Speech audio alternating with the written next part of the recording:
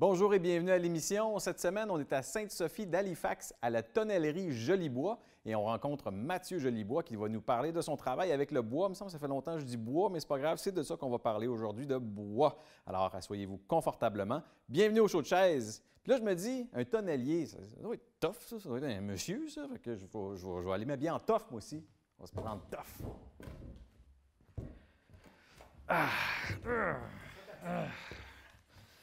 Ouais, c'est un peu frisquette finalement. Je vais peut-être me trouver quelque chose d'autre. Il doit y avoir quelque chose ici, là, une genre de. Je sais pas moi, une vareuse ou une grosse chemise ou quelque chose. Ah, c'est pas fait ça. Tiens, toi. Ah! Yes! Ah! Ah!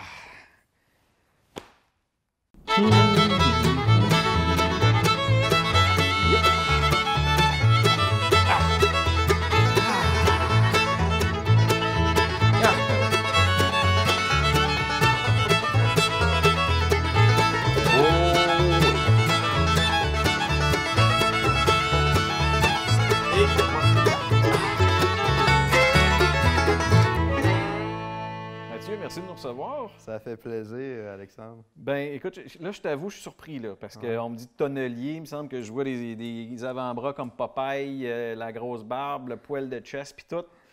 Ouais, là, ce qui arrive, c'est que je débute là, mon entreprise. J'ai pas une centaine de tonneaux de fait encore. Fait que OK.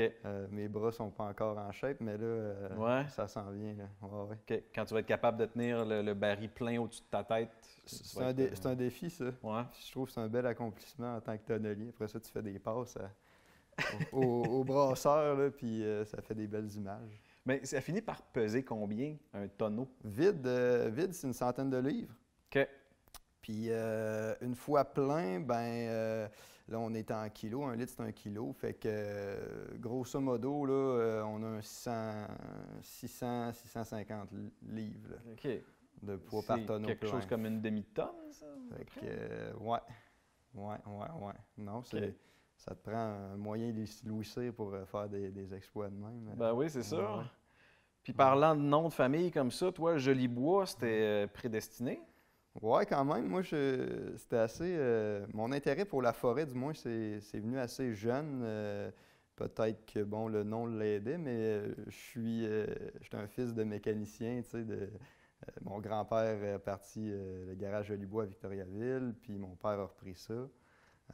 Fait que je pense que ça date d'encore plus loin. Il faut remonter que mes ancêtres étaient acériculteurs à Saint-Norbert d'Arthabasca. Mm-hmm. C'est comme un peu toutes les familles canadiennes françaises à l'époque, là, un peu d'érable à sucre puis des terres. Mais ouais, prédestiné un peu. Après ça, mon parcours a été emprunt un peu de ce nom-là. Là. Ouais. Comment est-ce qu'on apprend à devenir tonnelier? Bon, ben moi, c'est ça, un parcours qui, au final, fait du sens, mais que si tu le prends du début, il n'y a pas trop de lien avec la tonnellerie. Là. OK. J'ai été forestier, technicien forestier. Ensuite de ça, j'ai fait la bière. Je faisais de la bière avec mes chums, puis j'ai décidé d'en faire mon métier. Je me suis lancé là-dedans un peu dans les débuts des micros. Fait que là, c'est ça, j'ai travaillé la bière pendant 3 ans de temps. OK. J'ai adoré ça. Ensuite de ça, petit côté là, extérieur qui me manquait, créatif aussi. Là, des fois, dans le milieu brassicole, c'est le fun, mais il y a comme quelque chose assez industriel qui rentre en ligne de compte, puis des fois, l'aspect créatif est moins là. Fait que, écoute, je me suis en allé dans un vignoble. J'ai fait le travail de la vigne un an de temps. Dans un champ de cassis aussi. Ouais. Fait que, tu sais, je restais proche du milieu des boissons alcoolisées, Ben mais tout en me rapprochant un peu de la nature. Puis, écoute, dans mes débuts, là, dans l'industrie brassicole, il y a un tonnelier qui avait comme publié une vidéo incroyable qu'on le voyait faire, puis ça m'avait marqué, ça. Quand j'étais jeune, j'avais fait une guitare avec mes chums, puis arrivé avec le produit fini, on avait travaillé le bois, tout ça, ça a été pour moi assez marquant. Là, je me sentais vraiment nourri par cette expérience-là. Mais c'est resté comme ça. Bon, tu grandis, tu te dis, je peux pas faire trop mon métier avec ça. peu importe, mais c'est revenu à la charge. Puis là, 7 ans après avoir vu cette vidéo-là, je décide de contacter le tonnelier en question, tu sais, OK. parce que... J'imagine qu'il n'y a pas de relève, vraiment, Non, d'autant plus qu'au Québec, tu sais, on n'a pas de formation Ouais. pour être tonnelier, là.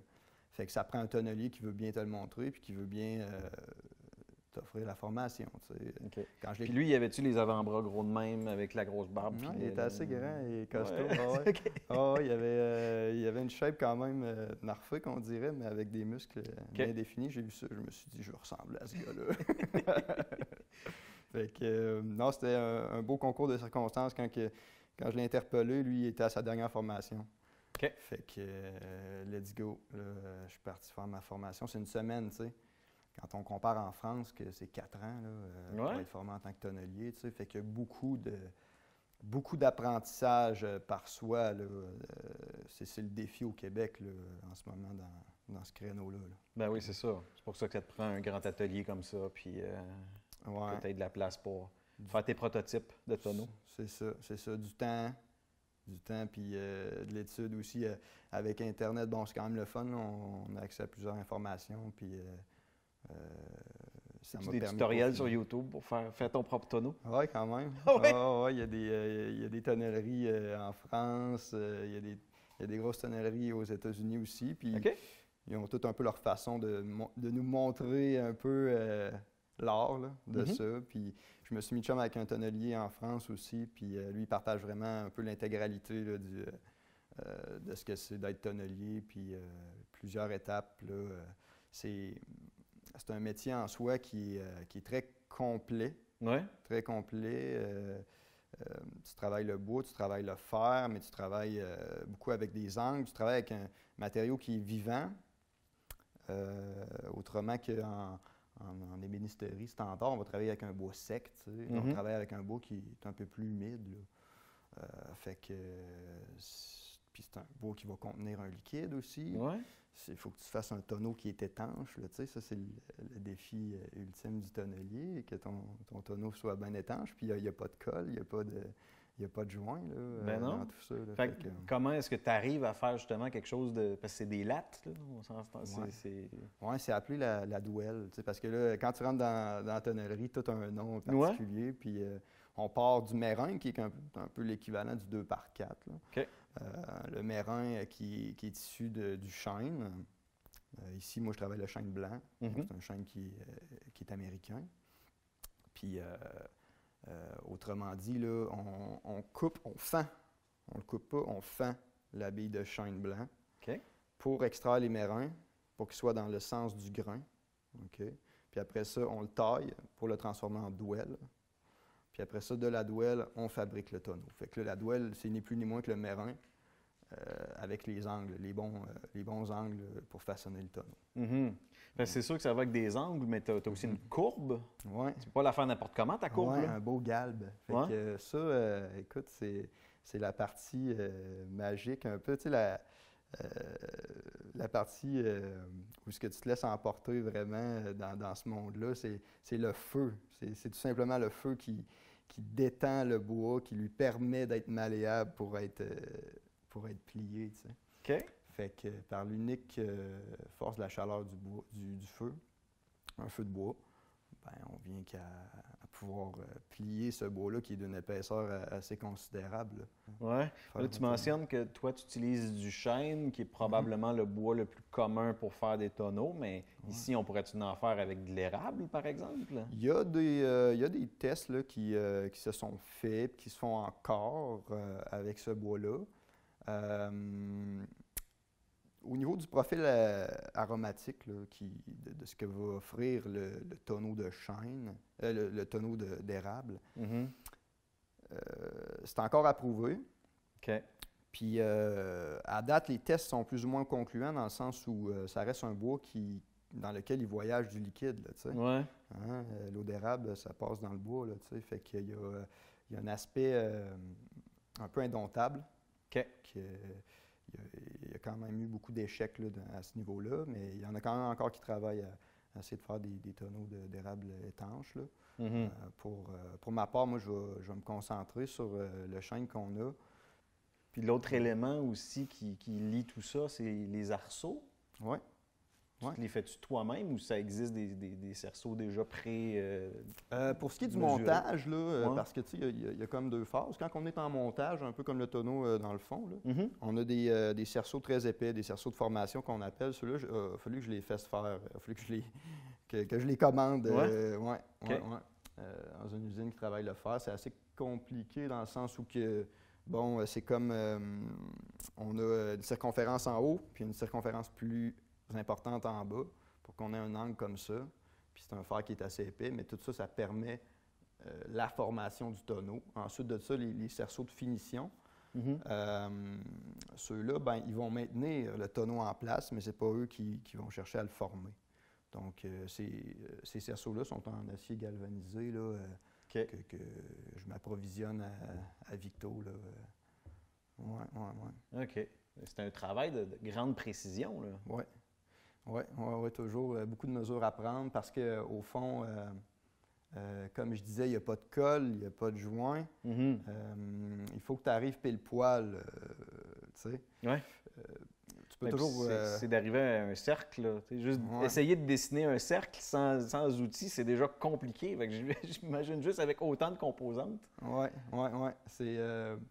tu sais, bois sur bois, tu peux compter sur l'effet de l'eau pour Mhm. venir étancher tout ça. Mais il faut que tu sois quand même très précis dans tes coupes. Puis, tu sais, le gros du défi, c'est un peu les fonds en tant que tels. Tu sais, c'est par là que d'habitude, ça peut couler. Tu sais. Ouais.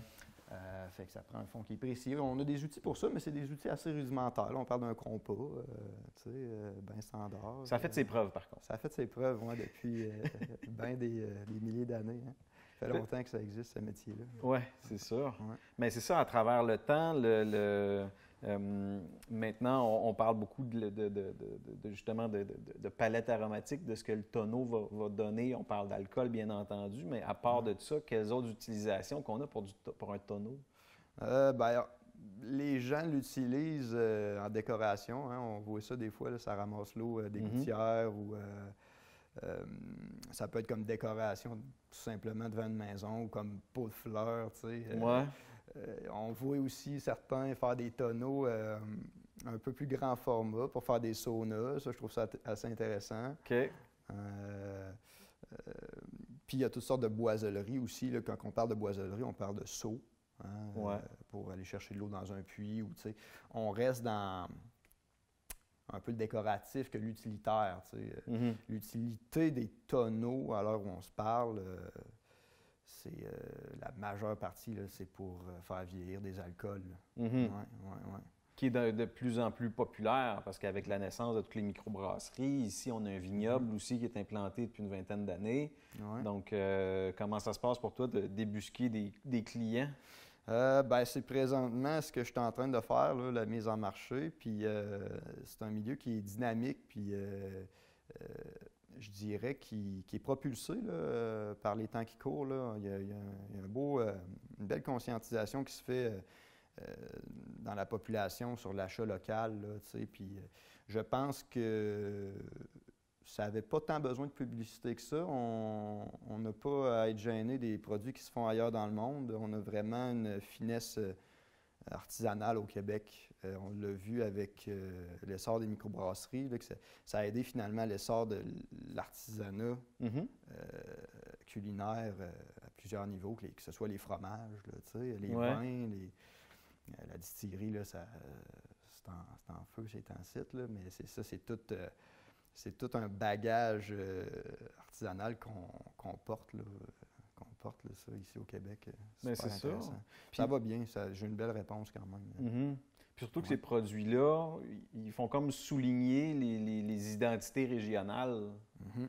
C'est ça. Souvent, les vins, les bières, etc., ont toujours une petite connotation d'où ça vient. Fait que Ouais. ça vient alimenter ça un peu. Oui, on a un territoire au Québec multiple. Hein, c'est un peuple, mais qui partage un territoire différent, qu'on parle de la Gaspésie, qu'on parle des Bois-Francs, qu'on parle de la Côte-Nord.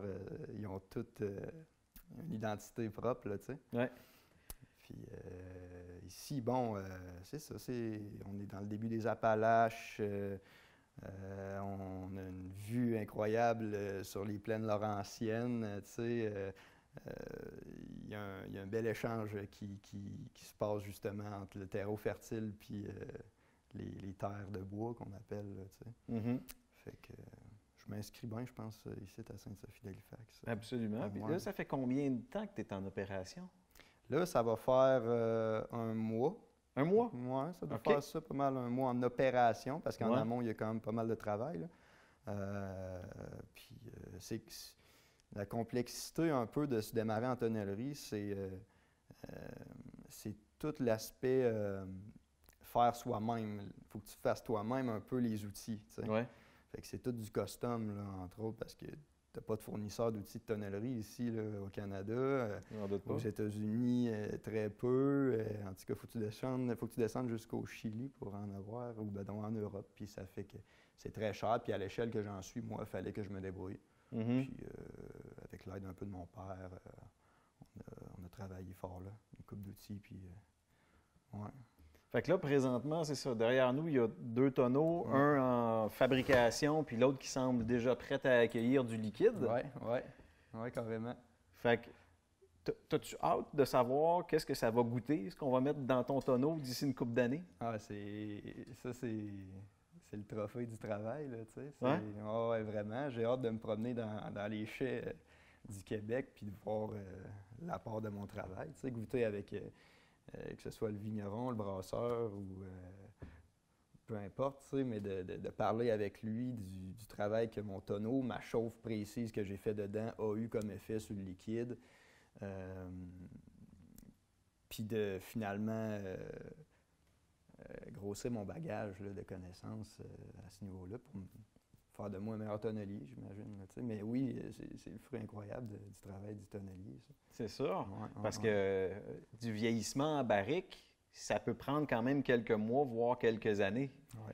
Fait Ouais. que, avant de savoir avec précision tout ça, ben, j'imagine il y a certaines connaissances théoriques éprouvées par le temps que tu peux savoir. Ouais, ben oui, c'est ça. Moi, je connais les profils aromatiques que mes chauves vont faire, que mon bois a, tu sais, qui est issu des Appalaches, mais aux États-Unis. Chaque chêne va avoir un peu son profil aromatique que son territoire lui donne, tu sais. Mhm. Fait que, d'une part, moi, que je connaisse ça, que je connaisse le profil que mes chauves vont accorder à mon tonneau,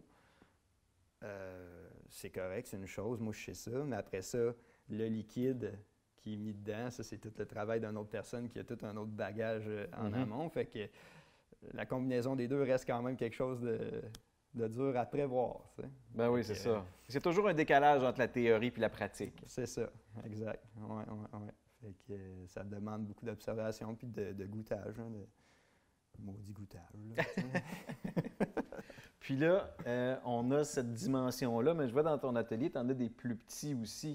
Tu développes-tu d'autres capacités? Pour le moment, je me concentre sur le 225 litres, comme je te parlais, tu sais, de tous les profils aromatiques que peut avoir mon bois. Il y a quand même beaucoup de notions à apprendre derrière ça.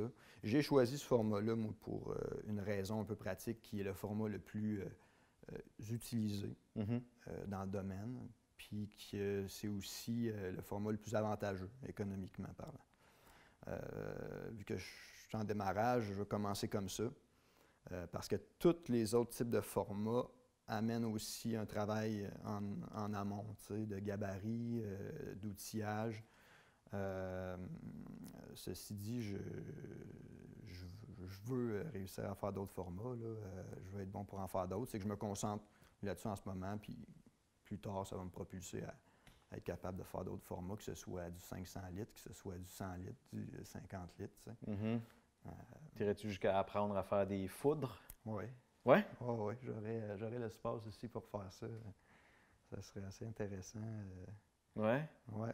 Mais ça doit être un autre art complet, une autre façon de faire, du moins.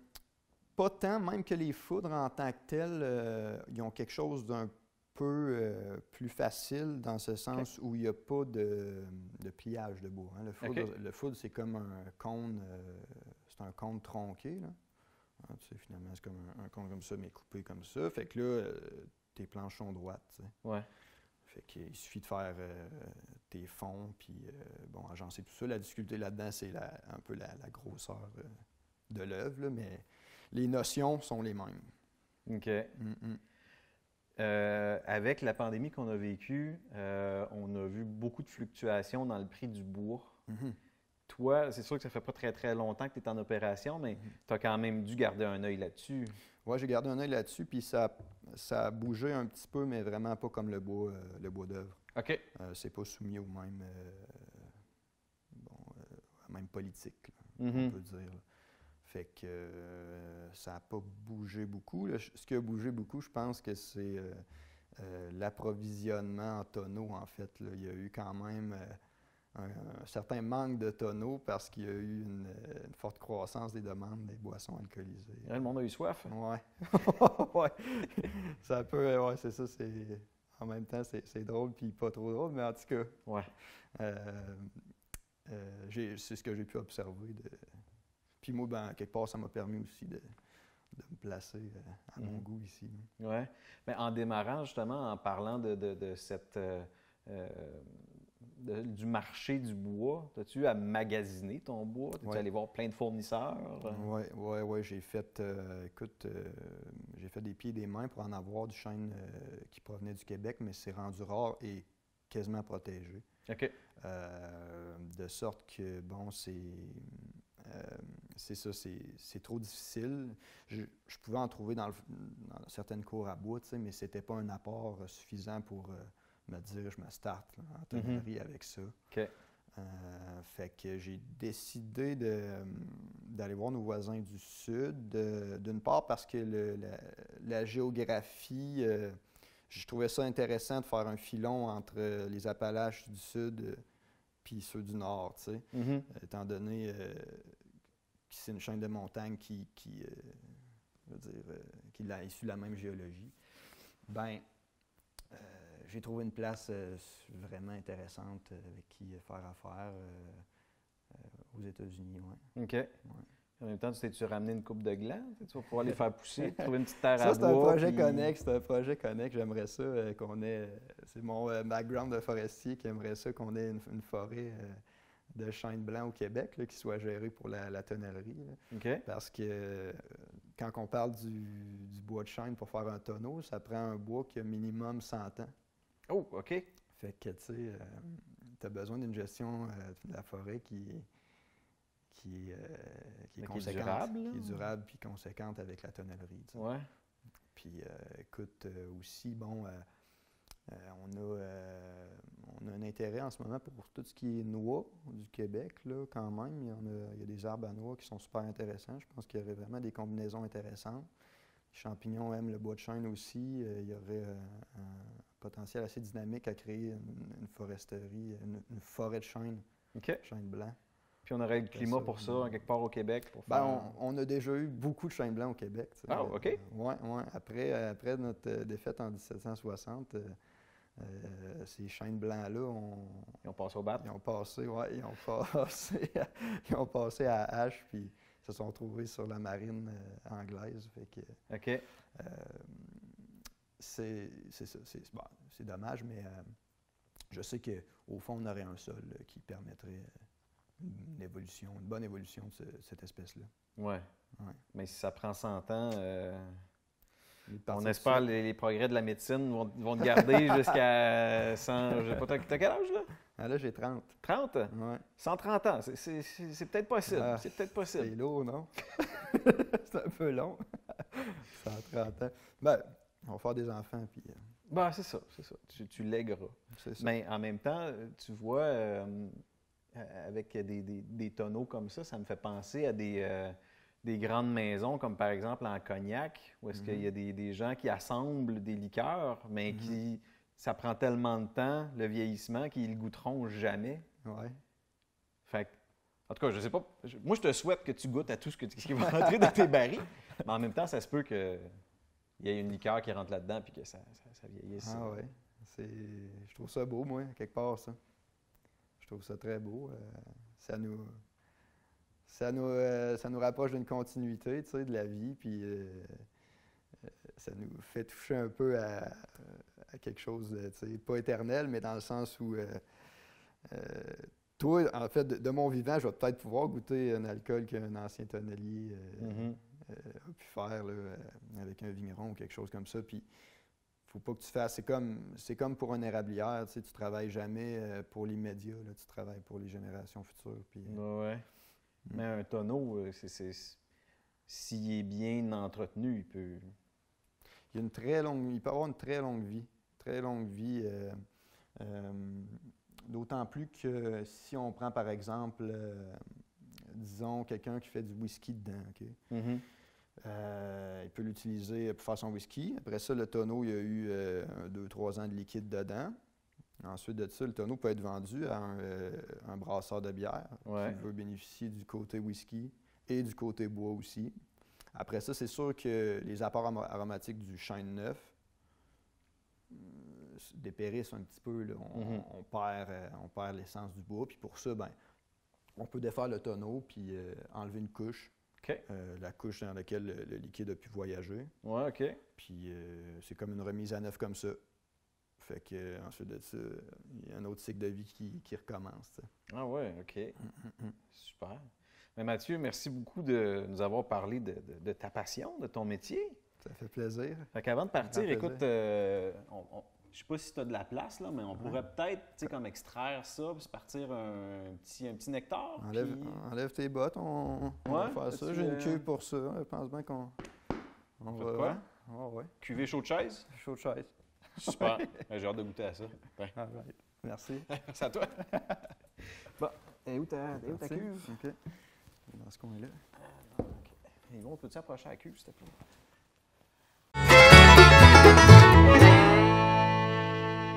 Merci d'avoir été là. La semaine prochaine, on rencontre l'écrivaine Maureen Martineau. Ça va être le fun. On va parler de littérature, on va parler de choses lugubres. Alors, soyez-y. J'ai hâte de goûter à mon nectar chaud de chaise.